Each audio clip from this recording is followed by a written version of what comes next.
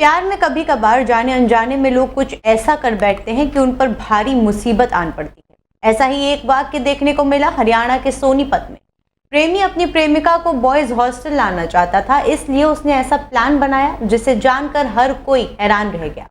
वो प्लान में सफल हो भी जाता, लेकिन एक गलती से वो पकड़ा गया। दरअसल जब बॉयफ्रेंड सूटकेस को अंदर ला रहा था तो गर्लफ्रेंड की चीख निकल गई। हॉस्टल गार्ड्स ने जब लड़की की चीख सुनी तो वो तुरंत लड़के के पास गए। उन्होंने सूटकेस खुलवाया तो सभी की आंखें फटी की फटी रह गई। सूटकेस के अंदर से एक लड़की निकली।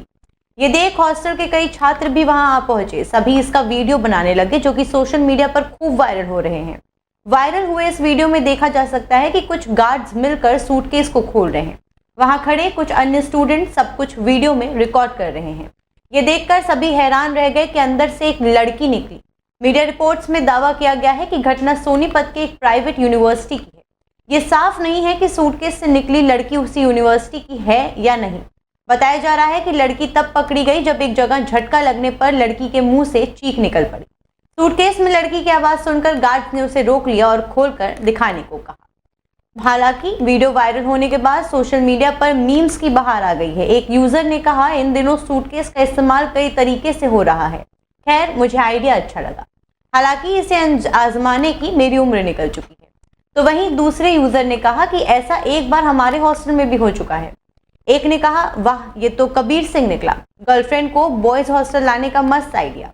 तो दूसरे यूजर ने लिखा कि पहली बार किसी सूटकेस से जिंदा लड़की को बाहर आते देख रहा हूं। नए वक्फ कानून को लेकर देश भर में सियासी गर्माहट तेज है। कई जगहों पर इस कानून के विरोध में हिंसा होने की भी खबरें सामने आ रही हैं। इसी बीच पश्चिम बंगाल की मुख्यमंत्री ममता बनर्जी ने इस कानून के विरोध में हिंसा को लेकर सभी धर्मों के लोगों से शांति बनाने की अपील की है। सीएम बनर्जी ने कहा कि धर्म के नाम पर हिंसा या दंगा ना करें। हर इंसान की जान कीमती होती है। राजनीति के लिए समाज को नुकसान पहुंचाना गलत है। मुख्यमंत्री ममता बनर्जी ने वक्फ कानून को लेकर हो रही हिंसा पर अपना रुख साफ किया। उन्होंने कहा कि नया वक्फ कानून पश्चिम बंगाल में लागू नहीं किया जाएगा। उन्होंने कहा कि ये कानून केंद्र सरकार ने बनाया है, हमने नहीं, इसलिए इस पर जवाब भी केंद्र सरकार से ही मांगा जाना चाहिए। मुख्यमंत्री ने आगे कहा कि याद रखें, हमने ये कानून नहीं बनाया जिस पर बहुत से लोग भड़के हुए हैं। ये कानून केंद्र सरकार ने बनाया है, इसलिए आप जो जवाब चाहते हैं वो केंद्र सरकार से मांगना चाहिए। उन्होंने पूछा, हमने इस मामले में अपनी स्थिति स्पष्ट कर दी है। हम इस कानून का समर्थन नहीं करते हैं। ये कानून हमारे राज्य में लागू नहीं होगा, तो दंगा किस लिए? बनर्जी ने आगे कहा कि दंगा भड़काने वालों के खिलाफ कानूनी कार्यवाही की जाएगी।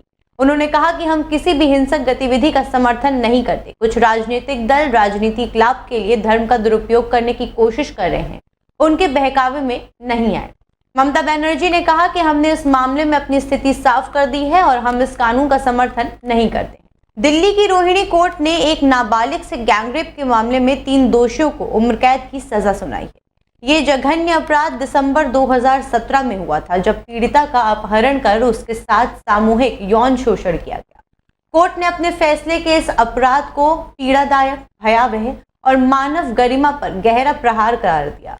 अतिरिक्त सत्र न्यायाधीश सुशील बाला डागर ने दोषियों को आईपीसी की धारा 376D और पॉक्सो एक्ट के तहत सजा सुनाते हुए कहा कि इस तरह के अपराधियों के लिए समाज को ये संदेश देना आवश्यक है कि ऐसी घटनाओं को किसी भी रूप में सहन नहीं किया जाएगा। जज ने कहा, सामूहिक दुष्कर्म एक ऐसा घिनौना अपराध है जो पीड़िता की मानसिक, शारीरिक और भावनात्मक स्थिति पर स्थायी प्रभाव डालता है। ऐसी घटनाएं समाज में डर और असुरक्षा की भावना बढ़ाती हैं। केवल कठोरतम सजा ही समाज में ये संदेश दे सकती है कि अपराधियों को उनके कृत्य का गंभीर परिणाम भुगतना होगा। अदालत ने पीड़िता को 10.5 लाख रुपए का मुआवजा देने का आदेश दिया, ये मानते हुए कि उस राशि से उसकी भावनात्मक और मानसिक पीड़ा की भरपाई नहीं कर सकती, लेकिन इससे उसके जीवन को फिर से शुरू करने में कुछ मदद जरूर मिलेगी। अदालत ने टिप्पणी करते हुए कहा कि इस अपराध ने केवल पीड़िता ही नहीं बल्कि उसके पूरे परिवार को सामाजिक अपमान और मानसिक तनाव से गुजरने पर मजबूर कर दिया है। पीड़िता को अब भी अपनी भावनात्मक चोटों से जूझना पड़ रहा है और उसके जीवन पर इसका गहरा प्रभाव पड़ रहा। दिल्ली पुलिस की तरफ से पेश वकील योगिता कौशिक दाहिया ने दलील दिया कि इस जघन्य अपराध के लिए किसी भी प्रकार की नरमी नहीं दिखाई जानी चाहिए। उन्होंने कहा कि दोषियों का कृत्य निंदनीय और अक्षम्य था, जिसके लिए उन्हें कड़ी कड़ी सजा मिलनी चाहिए। दिल्ली सरकार की नई इलेक्ट्रिक व्हीकल पॉलिसी में महिलाओं को बम्पर छूट मिलने की उम्मीद है। महिलाओं की मोबिलिटी को बढ़ावा देने के लिए प्रस्तावित ड्राफ्ट पॉलिसी में इलेक्ट्रिक 2 व्हीलर खरीदने पर महिलाओं को 36,000 रुपए तक की सब्सिडी देने का प्रस्ताव है।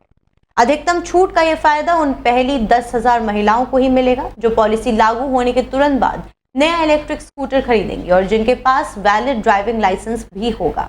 हालांकि अभी ये ड्राफ्ट पॉलिसी में शामिल किया गया एक प्रस्ताव मात्र है।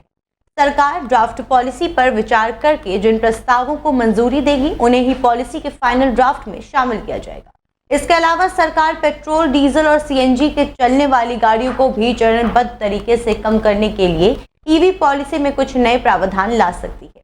इसके अलावा इलेक्ट्रिक वाहनों को अपनाने में महिलाओं की भागीदारी को प्रोत्साहित करने के लिए दिल्ली में महिलाओं को प्रति किलोवाट घंटे 12,000 रुपए की खरीद प्रोत्साहन राशि मिलेगी, जो इलेक्ट्रिक गाड़ियों पर 36,000 रुपए तक हो। 26/11 मुंबई आतंकी हमले के मास्टरमाइंड तहव्वूर राणा के भारत प्रत्यर्पण का श्रेय लेने के लिए राजनीतिक गलियारों में बहस छिड़ी हुई है। एक तरफ सत्तारूढ़ गठबंधन के लोग राणा के प्रत्यर्पण के लिए मोदी सरकार की तारीफ कर रहे, वहीं विपक्षी दल के नेता इसका श्रेय 2009 की तत्कालीन यूपीए सरकार को दे रहे। इस बीच यूपीए सरकार के पूर्व केंद्रीय वित्त मंत्री और कांग्रेस नेता पी चिदंबरम ने तहव्वूर राणा का प्रत्यर्पण को लेकर बयान दिया है। पूर्व वित्त मंत्री ने न्यूज एजेंसियों से बात करते हुए ये बताया कि मैंने पहले ही आतंकी तहव्वूर राणा के भारत प्रत्यर्पण का स्वागत किया है।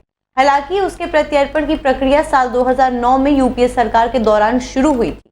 इसके बाद जब 2011 में अमेरिकी खुफिया एजेंसियों ने तहव्वूर राणा की पहचान कर ली तो 2011 में इस प्रक्रिया ने रफ्तार पकड़ ली। उन्होंने कहा कि इस प्रत्यर्पण प्रक्रिया को पूरा होने में करीब 13 से 14 साल का समय लग गया।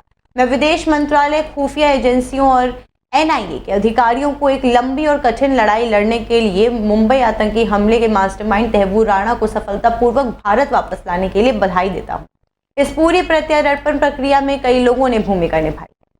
चिदंबरम ने आगे कहा कि मुझे याद है कि यूपीए सरकार में मेरे कार्यकाल के दौरान मंत्री सलमान खुर्शीद और विदेश सचिव रंजन मथाई ने महत्वपूर्ण भूमिका निभाई थी।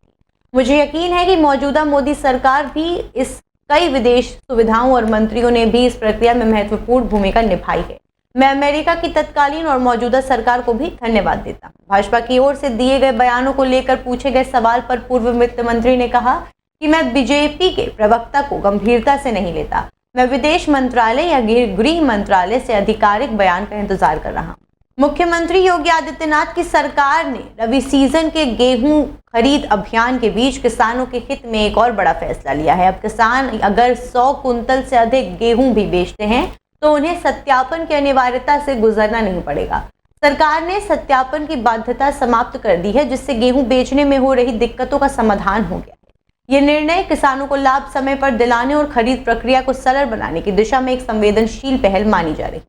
खाद्य एवं रसद विभाग के अनुसार अब किसान अपने अनुमानित उत्पादन के 3 गुना तक गेहूं बिना किसी अतिरिक्त सत्यापन के बेच सकेंगे। इससे उन्हें भूले भटके दस्तावेजों में हुई त्रुटियों या रिकॉर्ड की खामियों के चलते गेहूं बेचने में जो परेशानी होती थी वो अब नहीं होगी। सरकार ने किसानों के विश्वास को बनाए रखने के लिए कदम उठाया है। योगी सरकार की प्रभावी नीतियों के चलते किसानों का मंडियों और सरकारी खरीद तंत्र पर भरोसा फिर से मजबूत हुआ है। पहले किसानों को 100 कुंटल के अधिक गेहूं बेचने के लिए उत्पादन सत्यापन कराना पड़ता था, जिससे उन्हें बार बार दफ्तरों के चक्कर लगाने पड़ते थे।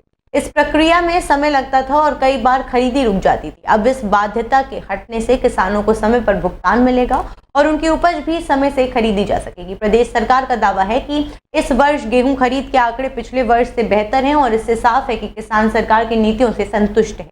आने वाले दिनों में सरकार किसानों को उनके दरवाजे तक सुविधाएं पहुंचाने के लिए तकनीक आधारित व्यवस्था और शुद्ध करने के लिए योजना पर भी काम कर रही है।